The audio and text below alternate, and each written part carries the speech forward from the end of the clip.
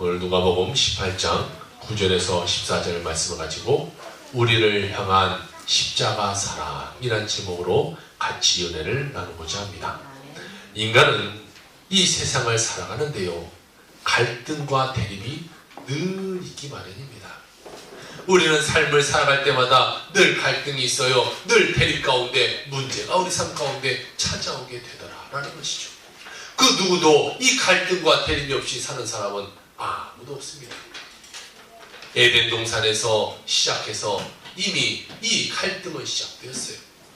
아담은 하와에게 핑계를 댑니다. 하와 때문에 내가 이렇게 잘못됐다고 말합니다.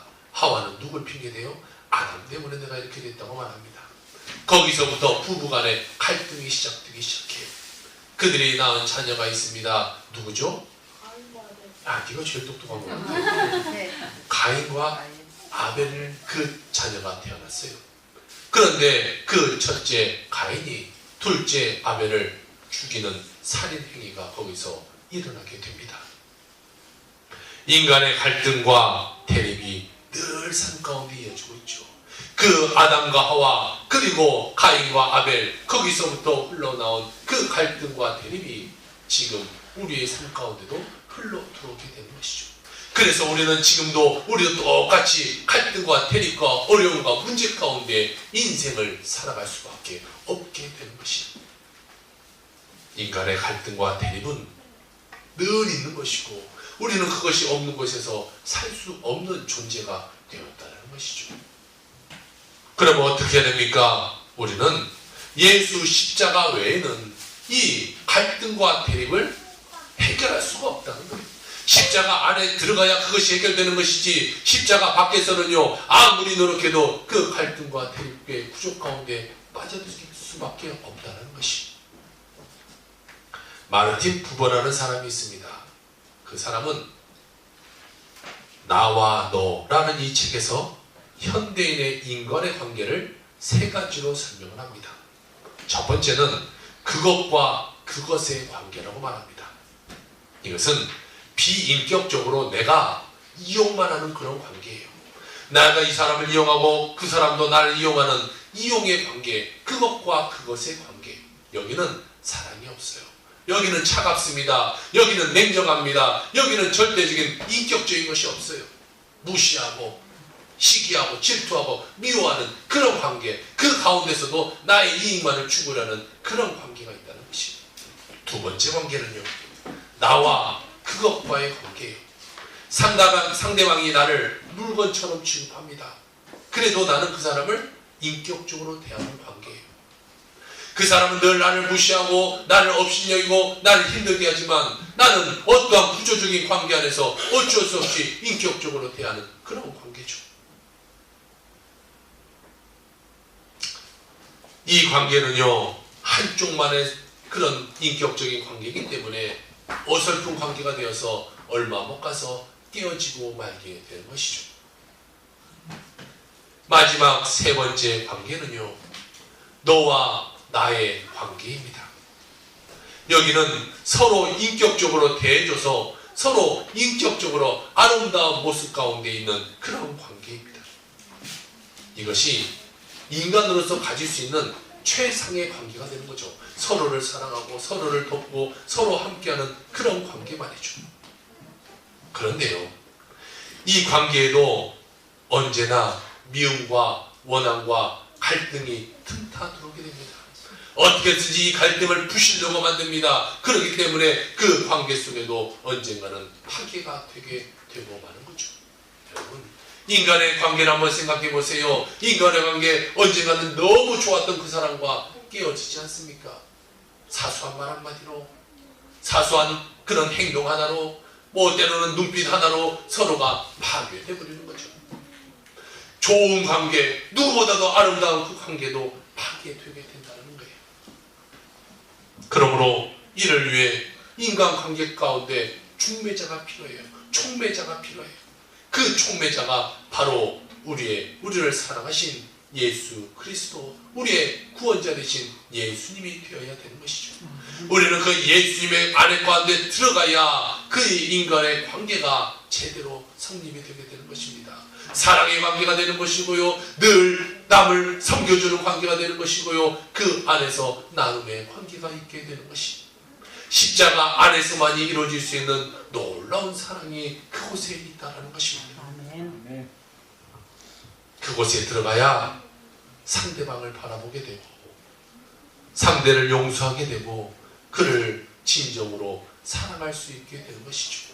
인간의 관계 가운데 도저히 살아갈 수 없는 그 사람도 십자가 안에 던져지기만 하면 그 사람이 사랑스럽게 되고 그 사람을 용서하게 되는 것입니다. 우리가 첫 번째로 마음이 병든 사람이 어떠한 현상을 가지고 살아가는가에 대해서 같이 보고자 합니다. 마음에 병든 사람은 모든 것을 미움, 원한 이런 색안경을 끼고 세상을 바라봅니다. 미움이라는 색안경을 끼고 바라보면요 모든 것이 미울 수밖에 없어요. 여러분 미운 사람 한번 보세요. 여러분 미운 사람 그 사람은 밥만 먹어도 믿고요 뭐 코만 풀어도 믿고요 괜히 걸어가는 뒷모습만 봐도 그 사람은 미워요. 미운 사람은 왜 그런지 모르게 미워요. 아니 어떨 때는 그 사람이 나에게 피해 준 적도 없는데요 처음 본 사람인데도 괜히 미울 때가 있어요. 그냥 코가 그냥 비틀어져도 믿고 반드시 때도 믿고 위로 찢어져도 믿고 아래로 찢어져도 믿고 그냥 괜히 미운 사람이 있어요. 왜 그래요? 내 안에 미움의 색안경을 끼고 보니까 미움게 보면 다 미움게 보는 거예요. 다 싫어지는 거예요. 다 저 사람이 나한테 해코지 할 것 같고 나에게 문제를 줄 것 같고 나를 상처받게 할 것 같은 그런 색안경을 끼고 보는 거죠. 마음이 병들면요 그 마음의 색안경이 다른 사람을 제대로 볼 수 없게 만드는 거예요. 그렇기 때문에 모든 사람들이 부정적이게 보이고 모든 사람이 비평적이게 보이고 모든 사람이 악에 꽉 찬 모습 가운데 보이게 되는 거죠. 내 마음이 병들었기 때문에 다른 사람들의 모습이 그렇게 비춰지는 거예요.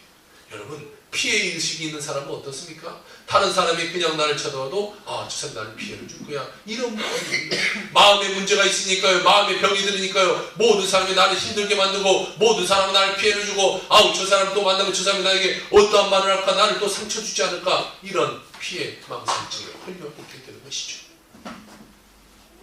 누가복음 6장 45절에는 이런 말씀이 있네요.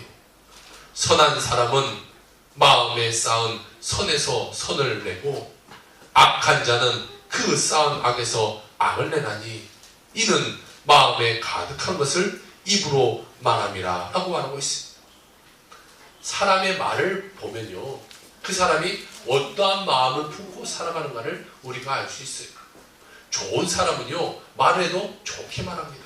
다른 사람을 살리는 말을 해요. 그런데 마음이 약한 사람은요 말을 해도 툭툭 내뱉고 다른 사람 상처 주고 때로 막 욕하고 다른 사람 힘들게 만들고 어렵게 만드는 삶을 살아요. 왜? 마음에 상처가 있고 마음에 미움이 들어있기 때문에. 마음이 약한 사람은 미움과 원함과 부정적인 말을 하고 마음이 선한 사람은 선한 말을 하게 되는 것이죠. 타락한 사람들의 부패한 마음속에서는 악이 나올 수밖에 없는 것이죠.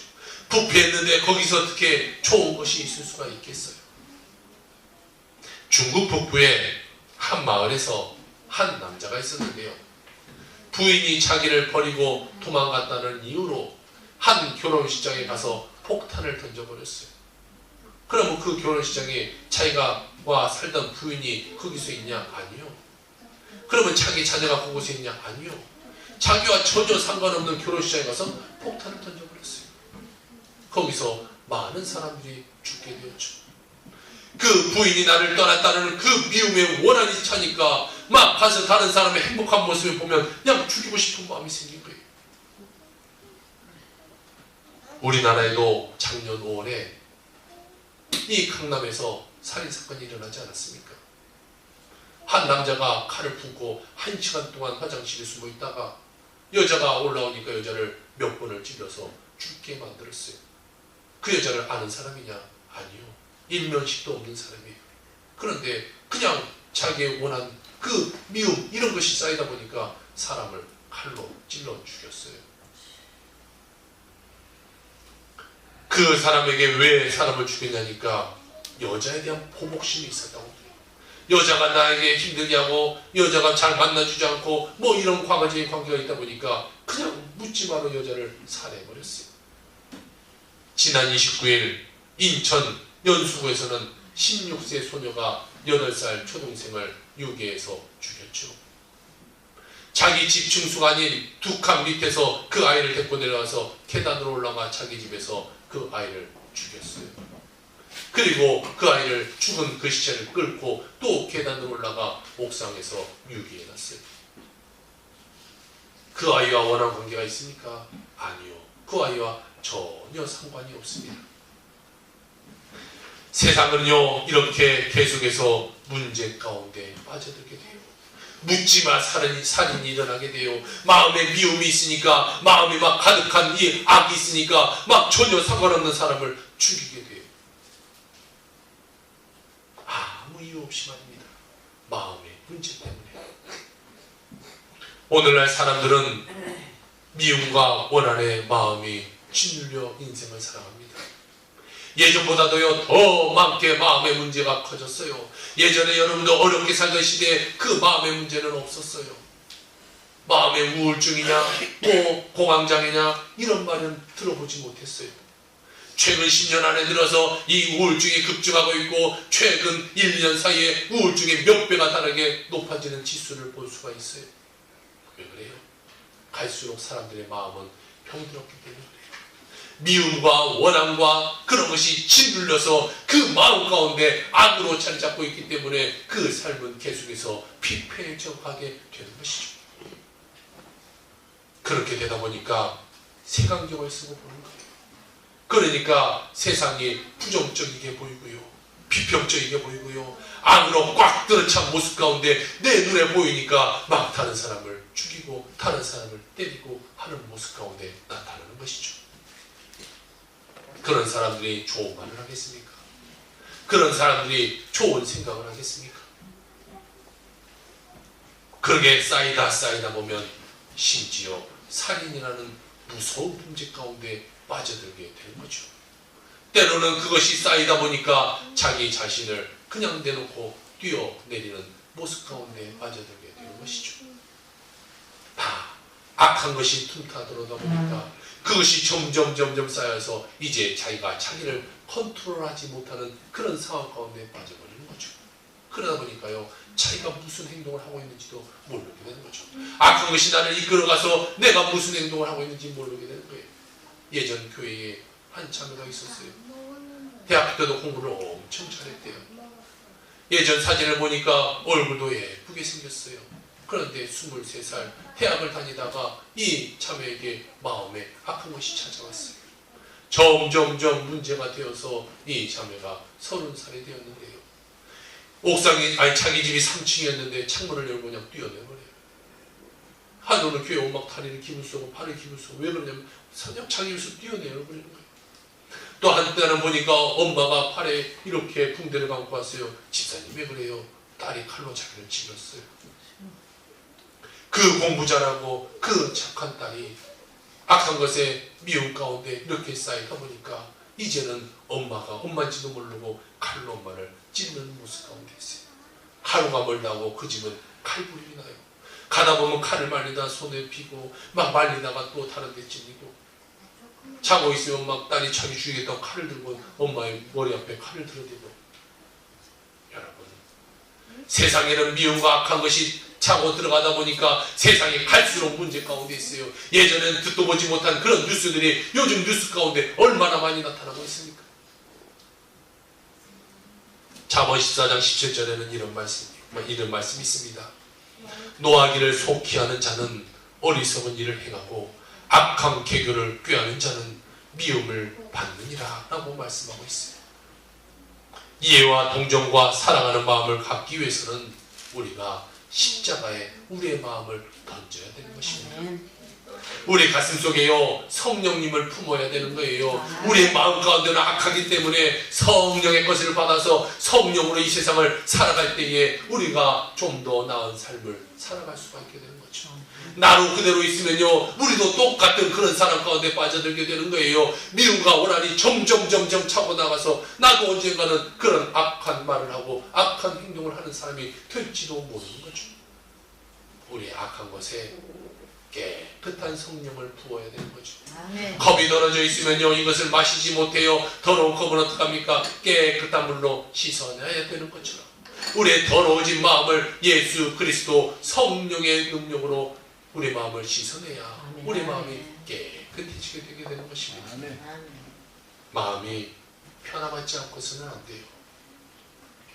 예수님이 들어와서 성령이 변화시켜줘야 우리가 제대로 삶을 살아갈 수가 있게 되는 것입니다. 아멘. 아멘. 여러분 밥이 먹기 싫은 사람이 있어요. 그 사람에게 자꾸 밥 먹어라 하면 어떻습니까? 밥을 먹습니까? 안 먹습니다. 저도 어렸을 때 밥을 잘 안 먹었어요. 권사님도 안 먹으셨어요? 먹으라 하면요 밥 먹기가 왠지 더 싫어져요.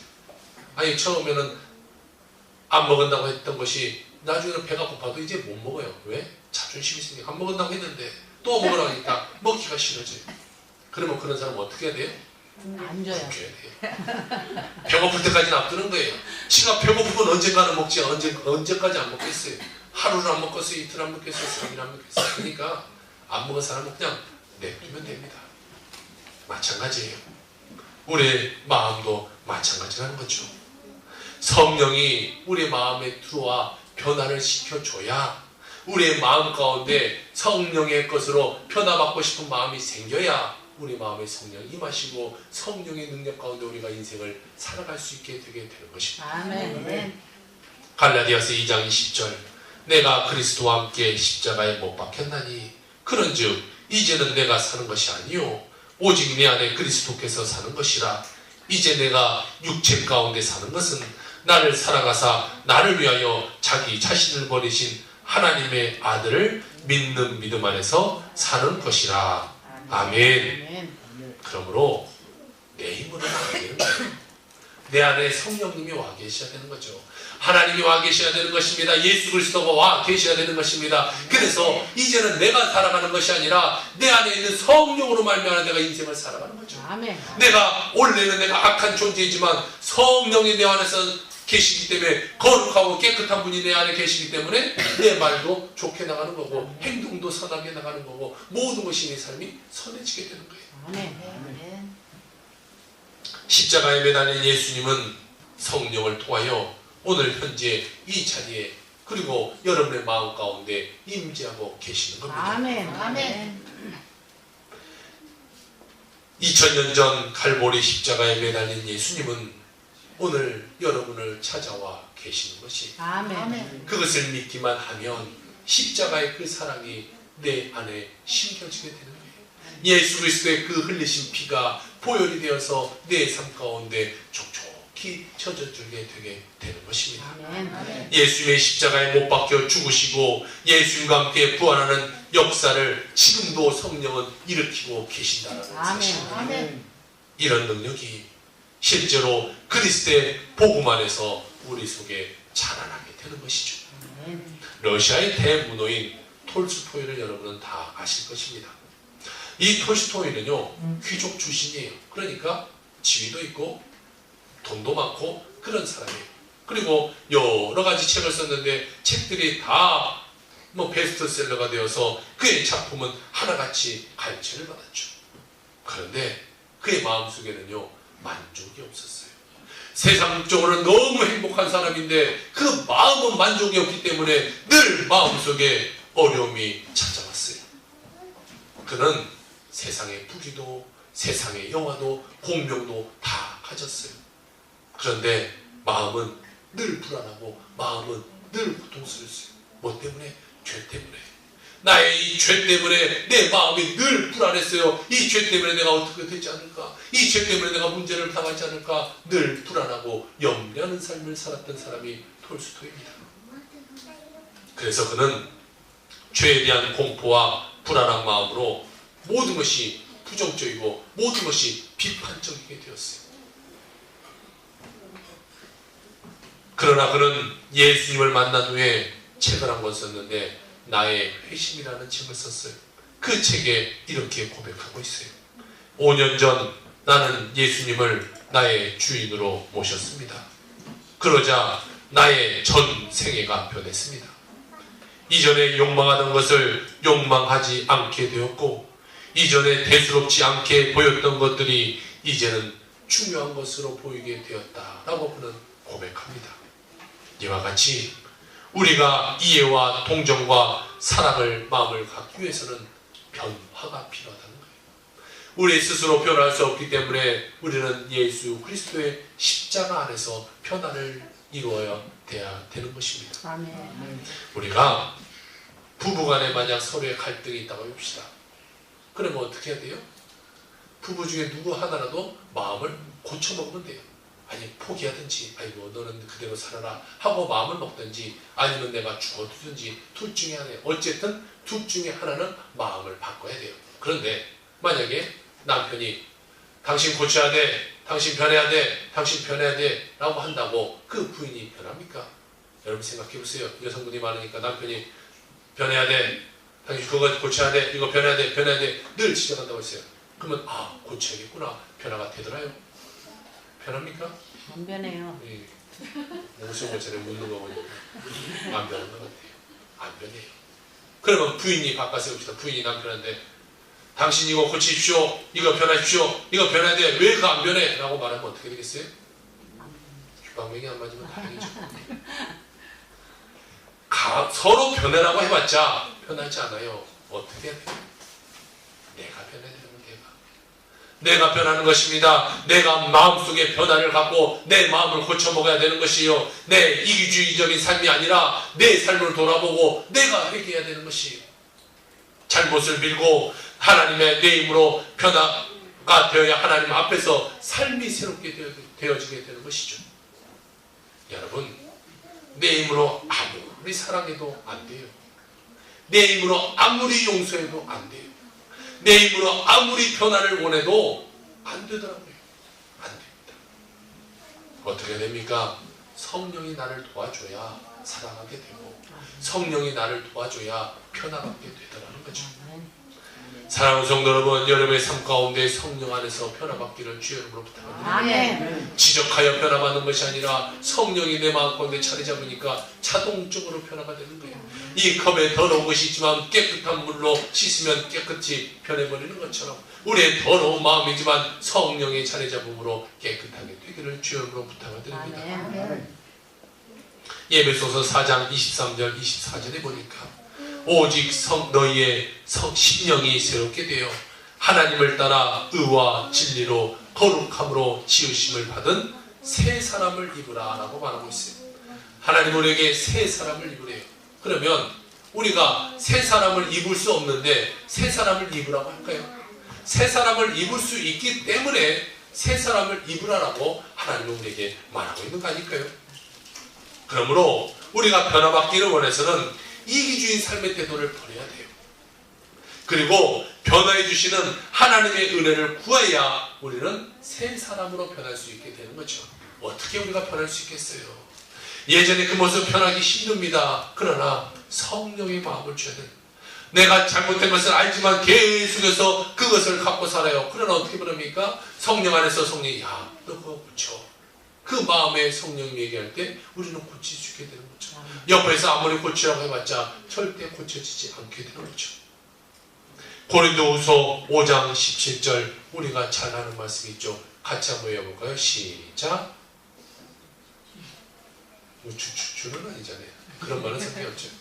고린도후서 5장 17절 누구든지 그리스도 안에 있으면 새로운 피조물. 이 정도면 좀 알겠죠. 그 다음에 뒤에 시작. 이전 것은 지나갔으니 보라 새 것이 되었더라. 제가 제일 똑똑한 것 같아요. 이거 장로해야겠대요. 자, 이전 것은 그리스도 안에 있으면 다 지나간다고 말하고 있어요. 새 것이 되었다라고 말하고 있어요. 새 것이 되는 것이 우리 기독교의 신앙의 원리입니다. 아멘. 우리는요, 원래는 죽을 수밖에 없는 존재예요. 아담과 하와의 죄로부터 흘러나오는 우리의 죄, 그리고 우리가 지었던 우리의 죄, 그것이 똘똘 뭉쳐서 우리는 죽을 수밖에 없는 존재예요. 우리는 지옥 갈 수밖에 없는 존재라는 거죠. 그런데 그 가운데 예수님의 십자가가 우리에게 다가오는 거죠. 예수님의 십자가의 보혈이 우리에게 덮어짐으로 말미암아 우리의 죄가 씻어지게 되는 거예요. 그럼 우리는 새로운 사람이 돼요. 나는 죄인이었지만 예수 안에 들어오니까 깨끗한 사람이 되는 거죠. 더러운 차가요, 이 세차기를 통과하고 나면 깨끗하게 되는 것처럼 말이에요. 우리의 더러워진 삶이 예수 그리스도를 통과하니까 새 사람, 새로운 변화된 우리의 모습으로 나타나게 되더라는 거죠. 인도의 성자로 불리는 선다싱이라는 사람이 있어요. 이 사람이 네팔 지방에 한 산길을 걷고 있어요. 그런데 폭풍우가 왔어요. 눈보라가 엄청나게 그곳에 내렸습니다. 힘겹게 산을 오르고 있는데 가다가 보니까 똑같이 산을 오르고 있는 한 사람의 동료를 만납니다. 그래서 서로 의지해서 산을 올라가고 있었어요. 한참을 가고 있는데 어떤 노인 한 사람이 저기서 얼어서 쓰러져 있는 거예요. 죽어가고 있는 거예요. 그래서 선다싱이라는 사람이 옆 사람에게 말합니다. 동료요, 저 사람 우리 같이 갑시다. 저 사람 죽어가는데 우리가 같이 데리고 갑시다. 그러니까 옆 사람이 말하는 거예요. 당신 미쳤어. 우리 둘이 지금 가기도 힘겹고 이 눈보라 속에 우리도 헤쳐나가기 힘든데 저 사람을 데리고 갔다가 우리 다 죽어. 당신 미쳤어. 정신 차려. 나는 그냥 혼자 갈 거야 하고 그 사람이 혼자 가버렸어. 이 선다싱이라는 사람은요, 예수님을 잘 믿는 사람이었어요. 선한 사람이었어요. 그러니까 쓰러져 있는 그 노인을 그냥 보지 못하고 그 노인을 등에다 업고 가기 시작합니다. 여러분, 눈이 엄청나게 온 그 산을 혼자 걸어가기도 힘드는데 노인 한 사람을, 그것도 얼어서 몸이 축 늘어진 그 사람을 업고 가는 게 쉽지 않았어요. 한참을 걸어갔네요. 몇 시간을 걸어갔는지 모르게 걸어가다 보니까 몸에서 뭐가 나요? 땀이 나요. 막 덥기 시작해서 땀이 나는데 그 열기가 등에 메고 있는 노인에게 전달되기 시작합니다. 그 땀의 열기로 인해서 노인의 몸이 녹기 시작하고 노인이 조금 정신을 차리게 돼요. 그래도 노인이 아직 회복되지 못했기 때문에 그 노인을 메고 힘겹게 거의 기어가다시피 길을 가게 됩니다. 그런데 저 멀리 이제 동네 하나가 보여요. 저기만 가면 우리가 조금 지낼 수 있겠구나, 살 수 있겠구나 하고 힘겹게 가고 있는데 가다 보니까 꽁꽁 얼어붙은 시체 하나가 보이네요. 이 사람은 누군가고 봤더니 자기를 버리고 갔던 그 사람인 거예요. 여러분, 혼자 가면요 죽습니다. 함께 해야 살아가는 거죠. 우리는 서로 협력해야 살아갈 수 있는 존재가 되는 것이에요. 나 혼자 잘 살려고, 나 혼자 잘 먹고 잘 살려고 아무리 세상 속으로 가보세요. 나 혼자는 죽을 수밖에 없는 세상이라는 거죠. 사람은요 모두 다 연결이 되어 있어야 돼요. 영국 런던에서요 이 태풍이 한번 심하게 불었어요. 그러니까 정부에서 나무들을 쭉 심어놨는데 정부에서 심은 나무들이 다 뽑혀서 날아가 버렸어요. 그래서 한 전문가에게 물어봅니다. 왜 정부에서 심은 나무는 다 날아가 버리고 저 산에 그냥 막 심어놓은 나무들은 왜 안 뽑혔느냐? 전문가가 말합니다. 산에 있는 나무는 촘촘하게 그냥 심어져 있는 것이고 이 정부에서 심은 나무는 멋있게 아름답게 보이려고 줄을 맞춰서 띄엄띄엄 심어놨다는 거예요. 띄엄띄엄 심어놓은 그 나무는 뿌리가 자기 거가 하나밖에 없으니까 그냥 바람이 불면 뿌리가 뽑혀서 날아가지만 산에 있는 나무는 서로 촘촘하게 심어놨다 보니까 막 뿌리가 서로 엉켜서 이것이 바람이 불어도 날아가지 않게 된다는 거예요. 우리 인생도 잘 나가나 못 가나 못 나가나 우리의 삶의 뿌리가 연결이 되어 있어야 되는 것이죠. 여러분은 왜 교회 나옵니까? 여러분은 혼자 신앙생활 할 수 없습니까? 예수 혼자 믿을 수 없습니까? 혼자도 신앙생활 할 수 있어요. 혼자도 예수 믿을 수 있죠. 그렇지만 왜 교회 나옵니까? 교회 나온다는 것은요 서로의 뿌리를 얽혀 매는 것이에요. 서로가 뿌리를 잡고 있는 거예요. 이 권사님이 저 권사님을, 저 집사님이 저 집사님을 서로가 하나 되어서 사랑의 띠로 뿌리를 꽉 잡고 있기 때문에 우리 삶에는요, 때로는 어려움이 찾아오고 때로는 힘듦이 찾아오고 문제가 찾아옵니다. 그러면 혼자면 뽑혀버리는데, 우리가 서로 얽혀있기 때문에 한 사람이 튕겨나가려고 하면 아이고 집사님 어디가 이리 와. 한 사람이 상처받고 아우 튕겨나가려면 아이고 이리 와. 어디가 못 가고 다 얽혀있어. 힘들 때 도와주고 힘이 되어주고 함께 해주고 서로 뿌리가 딱 얽혀있기 때문에 내가 튕겨나갈 때 잡아주고 내가 튕겨나갈 때 잡아주고 서로가 끈끈하게 되게 되는 거죠. 그렇기 때문에 우리는 넘어지지 않게 되는 거예요. 그래서 우리는 교회 공동체 안에 사랑의 띠로 하나를 묶게 되는 것이죠. 아멘. 그렇게 되면요, 불완전한 사람이라고 할지라도 두세 사람이 모이면 서로 협력해요. 뽑히지 않게 돼요. 나는 불안해요. 이 사람도 불안전해요. 저 사람도 불안전해요. 그런데 불안전한 사람끼리 모여있으면 그 사람이 힘이 되더라는 것이죠. 그 사람 때문에 살아가게 되는 것입니다. 혼자 살면 넘어지고 부러지고 버림받고 말게 되는 것이 세상의 이치입니다.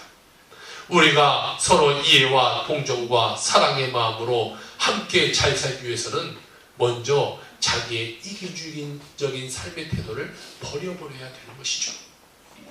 두 번째로, 병든 마음을 가진 사람들은 자기의 뒤를 돌아보고 자기만 정의롭고 이웃은 악하다 이렇게 말해요.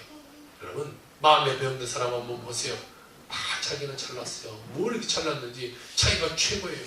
다른 사람 막 다 무시하고 내가 최고야 내 말이 맞아 내 말이 옳아 다 그렇게 말합니다. 모든 일에 자기는 옳아요. 모든 일에 다른 사람은 다 틀리고 나빠요. 나와 같이 안 산 사람은 전부 다 내 원수가 되어버리는 거죠. 이렇게 생각하면 그것은 병든 사람의 마음입니다. 오늘 본문을 보세요. 자기를 의롭다고 믿고 있던 바리새인이 성전에 기도하러 왔어요. 돈을 많이 떼먹고 죄지은 세리도 같이 기도하러 왔어요. 바리새인은 앞에 서서 가슴을 쫙 펴고 날 좀 보십시오라고 하면서 두 손을 하늘에 뻗쳐서 모든 사람이 다 볼 수 있게 기도를 합니다. 뭐하라고 기도합니까? 나는 일주일에 2번씩 금식합니다. 나는 세상 사람들의 죄인처럼 죄를 짓지 않고 나는 올바르게 사는 사람입니다. 지금 저 기도하고 있는 저 세리와 그 사람과 같은 남에게 횡령하고 남에게 힘들게 만든 더러운 인생을 살지도 않고 나는 깨끗하고 의로운 삶을 살고 있습니다. 그런데 저 옆에서 있는 세리는요, 그 가운데 나오지도 못하고 저 뒤에 앉아서 무릎을 꿇고 머리를 이 무릎 가운데 막 숙이고 기도합니다. 하나님, 저는 죄인입니다. 하나님, 저를 용서해 주세요. 하나님, 나를 불쌍히 여겨주세요. 하나님, 나 좀 살려주세요 라고 기도해요. 바리새인은 자기 자랑을 하면서 기도해요. 세리는 하나님, 나는 죄인입니다. 자기를 죄인이라고 말하면서 기도하며 하나님의 의를 구해요. 예수님께서 물으시기를 두 사람 중에 누가 하나님 앞에서 의롭다함을 입겠느냐라고 물어봤습니다. 이 바리새인은요, 모든 율법을 철저하게 지키는 사람이에요. 모든 것을 정확하게 다 지키려고 노력하는 사람이에요. 세리는요, 자기의 동족들의 세금을 걷어서 로마에다 갖다 바치는 그 이스라엘 백성들이 볼 때는 나쁜 사람이 세리입니다. 그 두 명을 놓고 예수님이 물어보고 있는 거예요.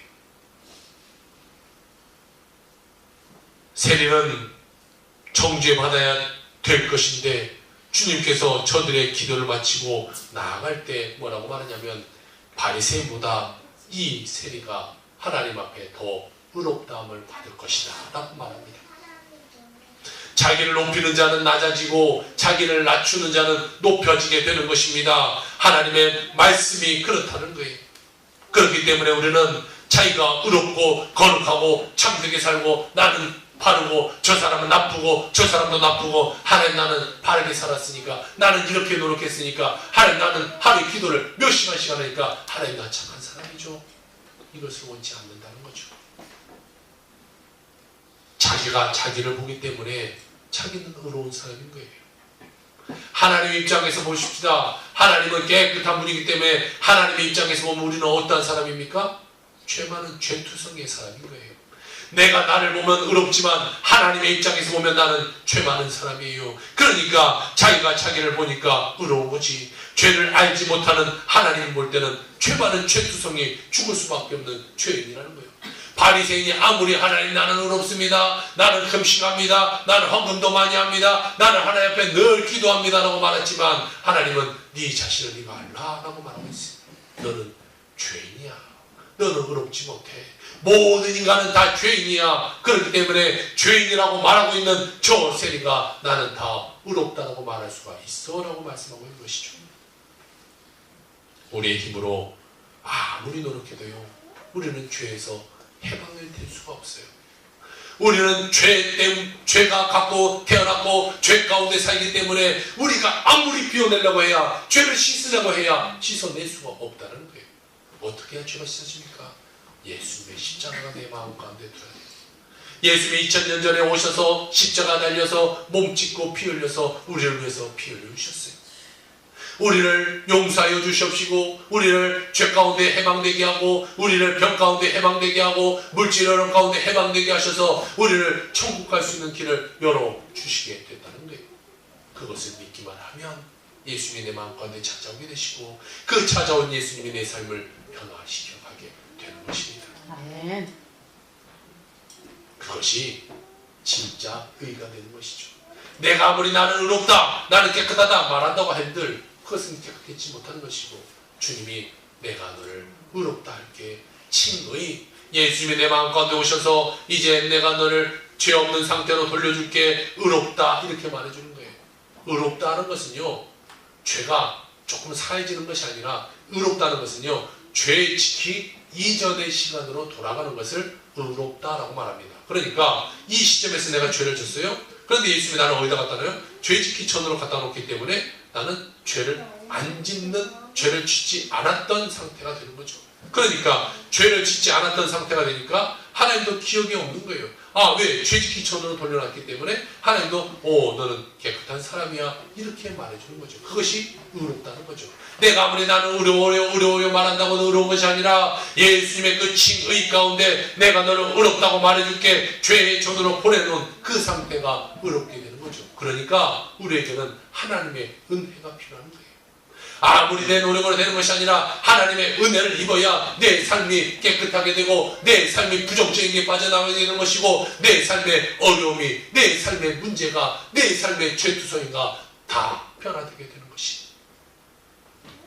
그렇게 되어야 예수님 앞에서 부끄러움 없이 우리가 인생을 살아갈 수 있게 되게 되는 것이죠. 죄 있으면 우리가 어떻게 예수님 앞에 나갈 수가 있어요? 죄가 없는 상태로 돌려놨기 때문에 우리가 이 세상에 나와서 또 하나님께 하나님 아버지라고 부르는 거 아니에요. 우리가 죄 없는 상태로 돌려놨기 때문에 우리가 천국을 바라보며 우리가 천국을 소망하며 천국에 들어가기를 원하는 거 아니겠어요? 마지막 세 번째로 병든 사람은 긍정적이고 건설적인 충고를 거부합니다. 여러분, 병든 사람한테 가서 보세요. 저 사람이 분명히 문제가 있어요. 그 사람한테 가서 너 그거 문제야? 라고 말하면 그 사람이 아멘 이렇게 말하던가요? 화내죠. 야, 네가 문제지 내가 문제냐? 네가 더 나쁜 사람이야? 이렇게 나오고 맙니다. 절대로 충고를 거부합니다. 아무리 좋은 말 해줘요, 아무리 좋은 말 해줘도 그 사람은 듣지 않아요. 자기 말만 해요. 자기 거짓말 부려요. 자기가 옳다고 끝까지 말해요. 잠언 12장 15절 미련한 자는 자기 행위를 바른 줄로 여기나 지혜로운 자는 공고를 듣느니라 라고 말하고 있어요. 지혜로운 사람은 듣는 사람이에요. 다른 사람 말을 듣지 않고 내 귀를 딱 막고 나는 내가 옳아 내가 맞아 라고 말하는 사람은요, 오늘 잠언에 보니까 그는 미련한 자라고 말하고 있네요. 병든 마음을 가진 사람은 아무리 공고해도 듣지 않아요. 자기가 죄인이라고 생각해요. 그리고 어떤 공고를 해도 오히려 미워해버리게 되는 것이죠. 미움과 원함과 대결의 쓴물을 탈게 할 도리가 아무것도 없어요. 어떻게 해야 됩니까? 예수님만이, 하나님만이 성령님만이 우리의 더러워진 이 마음을 깨끗하게 만들 수가 있어요. 아멘. 모세가 수르강가에서 이 우물을 만났는데요. 마셔보니까 마실 수가 없어요. 너무 썼어요. 그러니까 하나님이 말합니다. 모세야, 눈을 들어 옆에 있는 가지를 꺾다가 그 우물물에 던져라. 그러면 물이 달게 될 것이다 라고 말합니다. 마찬가지입니다. 그 물을 하나님 말하는 가지를 던졌을 때에 물에 달게 됐던 것처럼 우리 마음 가운데 성령님이 와야 우리 마음의 미움과 원한과 모든 아픔이, 모든 죄가 사라져버리게 되는 것입니다. 아멘. 그렇게 되어야 용서와 의와 사랑이 내 마음 가운데 생겨나게 되는 것입니다. 아멘. 주님의 십자가를 나눠지고 인생을 살아가는 길만이 새로운 삶을 살아갈 수 있는 길이 열리게 되는 것입니다. 힘으로 능력으로 되지 않고 예수님의 십자가로만 되게 되는 것이 우리의 천국 가는 길이 되는 것입니다. 우리는 예수의 십자가 사랑 안에서 작은 예수로서의 그 사랑을 실천하고 띠를 띠고 용서하고 그렇게 살아갈 수 있게 되게 되는 것입니다. 아멘. 여러분, 병든 마음을요 그대로 놓지 마세요. 내 병든 마음을 그대로 놔뒀다가는요 그것이 점점 악화되어서 이제는 내가 나를 컨트롤하지 못하는 그런 상황 가운데 처해져 버릴 수도 있게 됩니다. 마음의 미움과 원한을 반드시 달게 만들어야 되는데, 미움과 원한을 갖고 있으면 나도 불행하게 되고 내 이웃도 불행하게 되고 모든 게 다 불행하게 돼요. 자기는 그 마음과 미움이 있으니까 얼마나 자기 자신이 괴롭겠어요. 다른 사람에게는 말을 함부로 하고 다른 사람을 힘들게 만들고 다른 사람을 넘어뜨리는 말을 하니까 상대방도 힘들어지는 거예요. 그러면 내 주위의 사람은 다 없어져 버린 거죠. 누가 그런 사람과 상대하고 누가 그런 사람과 함께 하겠습니까?